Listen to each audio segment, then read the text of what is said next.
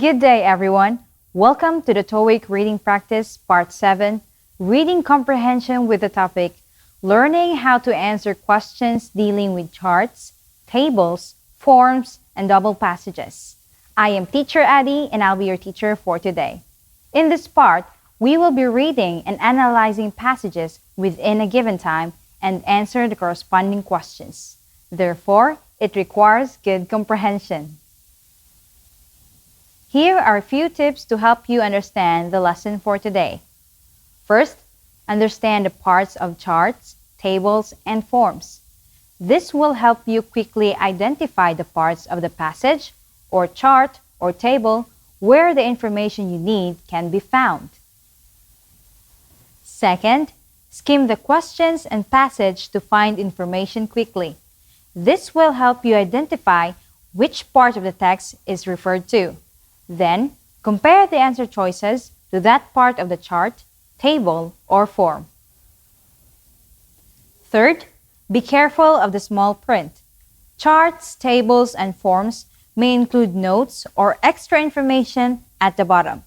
Check this before choosing an answer to avoid making mistakes. Fourth, watch for connected information between texts. In each double passage, there will be at least one question that will require you to look at both texts and connect the information. And lastly, read both passages before you answer for double passage questions. For questions on double passages, it is important to read both passages before you answer the question. Now here is a list of features which may be found in questions that contain charts, tables, or forms. This is helpful when locating which part of the passage you will find the answer to a particular question. A. Background information relates to the chart, table, form, or the people who use it. B. Details of how information in the chart, table, form is meant to be used. C. Information about who the text is from or intended for. D. Details, facts, numbers, dates, and names. E. Extra details that indicate changes or differences to the information in the chart, table, or form. F. The main focus of the chart, table, or form. Let's practice. You have 10 seconds to skim each passage to find the listed features. Apply the tactics you have learned in dealing with charts, tables, and forms. Your time starts now.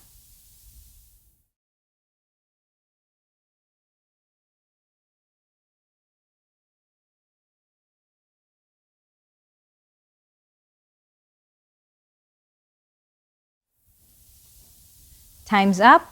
Let's match the features A to F with the section of the email and the table 1 to 6 that it best describes.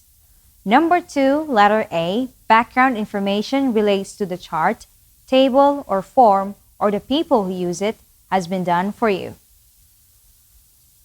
Number 1, this part of the email is the heading, which contains the sender, receiver, the date, and the subject of the email.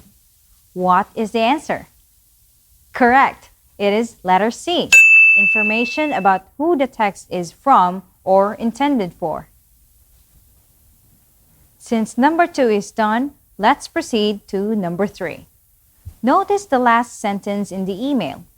The sender wants to see the chart in order to review it before visiting the company. What letter best describes this? It's letter B. Details of how information in the chart, table, or form is meant to be used. Number 4. This part of the table tells you briefly what the table is about, or simply the subject of the table. Which letter is this among the choices? Good. Letter F, the main focus of the chart, table, or form. Let's go to number 5. If we have the heading, we also have the details. The details are the contents of the table. They can be numbers, or names, or months, similar to what we have in this table? So, the answer is correct. It's letter D. Details, facts, numbers, dates, or names. Number 6. Earlier, you learned about small prints.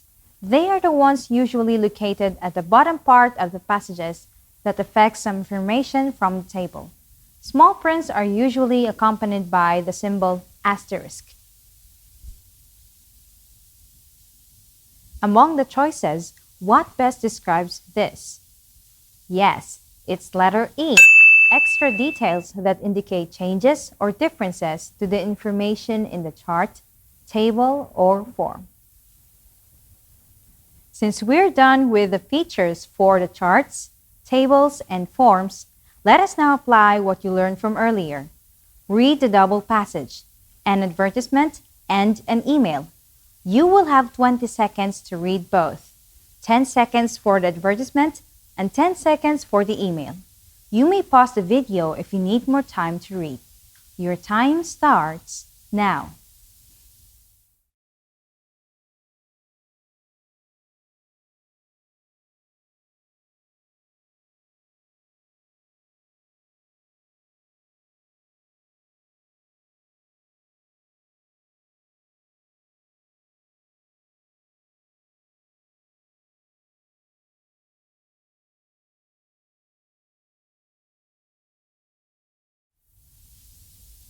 Time's up.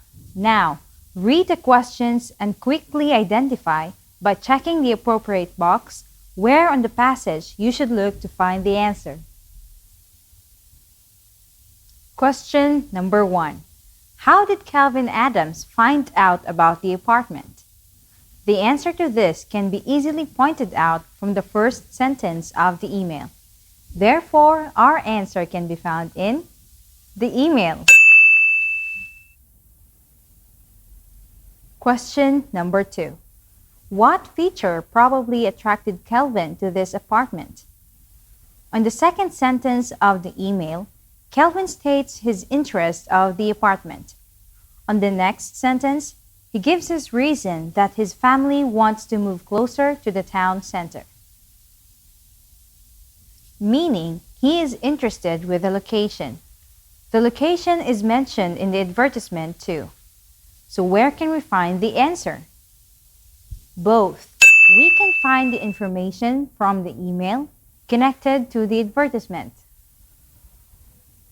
Question number 3. How many bedrooms are there in the apartment? This is a detailed question which the answer can be found in the advertisement. However, we can also find the same information repeated in the email from this sentence. This makes the answer the same with question number 2, which is both. Question number 4. What does Kelvin request? We cannot find the information about this in the advertisement since it only tells us details about the apartment. The information can be found from these sentences. Mr. Kelvin requests to know the inventory of the furniture present in the apartment. He also requests photos of the apartment as well as directions how to get to the apartment. Therefore, the answer is correct. It's in the email. Last but not the least, question number 5.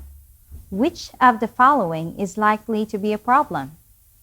In these sentences, he said that from the ad, the apartment is part furnished. They have a small amount of furniture themselves, but would not be enough. This information is found in the email. That's the end of our lesson about learning how to answer questions dealing with charts, tables, forms, and double passages. I hope you had a great time. Thank you and see you in the next part of this lesson.